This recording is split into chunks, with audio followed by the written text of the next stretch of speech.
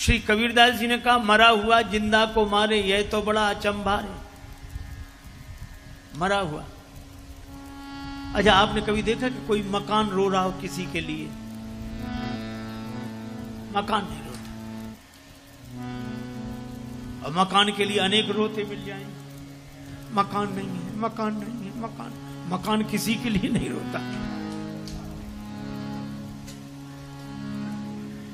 मरा हुआ जिंदा को मारे, राग के कारण।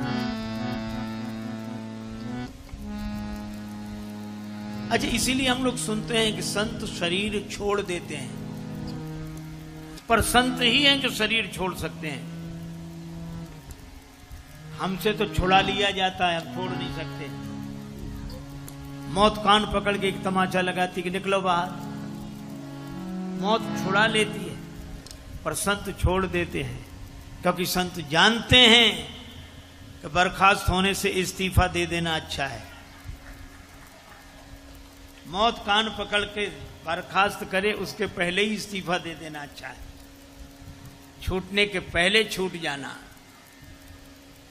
अवसर है अनमोल काम कुछ ऐसा कर जा, पाकर गुरु से ज्ञान यार, मरने से पहले मर जा, अपने घट में बैठ निरंतर नहीं किसी के घर जा, सीता राम नाम सुमिरन कर भव सागर से तर जा। अच्छा, भगवान ऐसे ही नहीं भेजते मौत को, पहले नोटिस भेजते हैं। मान लो सफेद बाल हो गए, नोटिस आ गया कि अब जाने के दिन आ रहे हैं, तैयारी करो। पर आदमी बड़ा विचित्र, एक भी नोटिस नहीं मानता। ये भगवान ने बाल सफेद किए, ये कहता कोई बात नहीं, हम काले करा लेंगे। इसको दिखते ही नहीं सफेद, जब देखो तो काले। भगवान ने आंख में थोड़ी कमजोरी दी, कब दिखना बंद हो रहा है, बुढ़ापा आ रहा है, सावधान। आदमी कहता कोई बात नहीं, चश्मा लगवा लेंगे। दांतों में गड़बड़ी हुई, बोले कोई बात नहीं, नई बत्ती लगवा लेंगे। कान गड़बड़ हुआ, बोले हम मशीन लगवा लेंगे। जब सारे नोटिस नकार दिए, तब भगवान ने मौत भेजी। एक बार हम एक डॉक्टर के पास गए। डॉक्टर एलोपैथी विधा के मर्मज्ञ थे। उन्होंने हमें देखा और हमसे कहने लगे आपको डायबिटीज है? हमने कहा बहुत वर्षों से है। तो बोले एक काम करना, आप किसी ताबीज गंडा विभूति आदि के चक्कर में मत पड़ना, ये मिटेगी नहीं। आप तो दवा खाते रहना समय से और परहेज करते रहना, तो कंट्रोल में बनी रहेगी, मिटेगी नहीं। उन्होंने ये बात कही थी डायबिटीज के संदर्भ में। मुझे हर संदर्भ में यही बात ठीक लगी।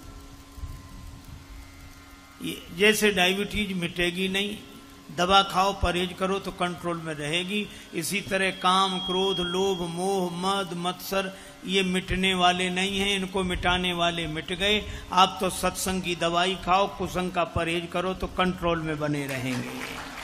लोग अपना सौभाग्य मानते संत को भिक्षा देकर अपने धन धान्य धन्य करते, पर एक वृद्धा माता कुछ नहीं देती, गालियां देती। निठल्ले कुछ नहीं किया जाता, निकल आए दे दो दे दो। और महात्मा भी बड़े अद्भुत होते, उसके घर जरूर जाते, रोज जाते। किसी ने कहा कि बाबा वो तो कुछ देती नहीं, काहे को जाते हो? माधव दास जी बोले वो चीज देती जो कोई नहीं देता।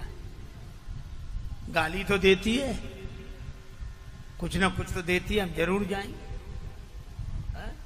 खोद खाद धरती सहे काट कूट बन राय, और कुटिल वचन साधु सहे सबसे सहा न जाए।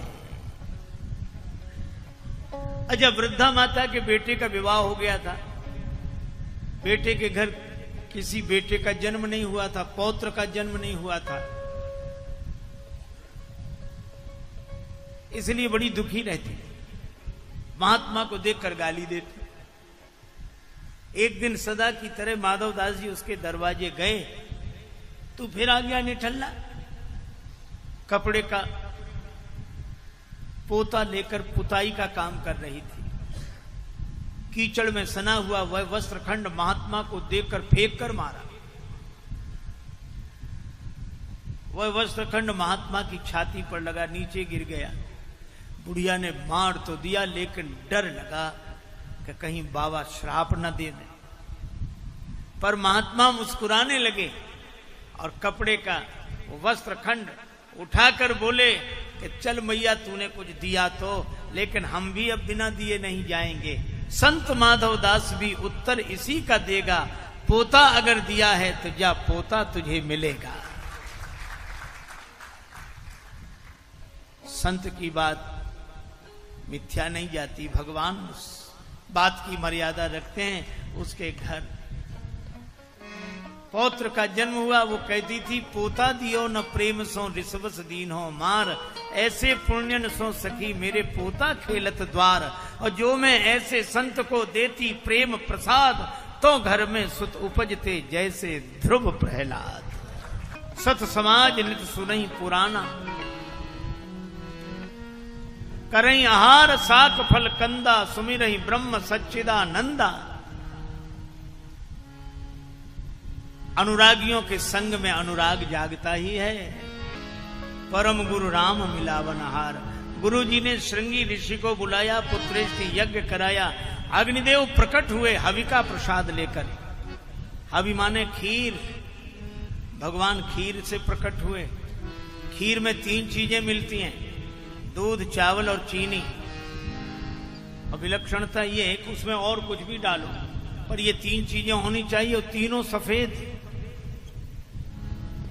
दूध है ज्ञान का प्रतीक,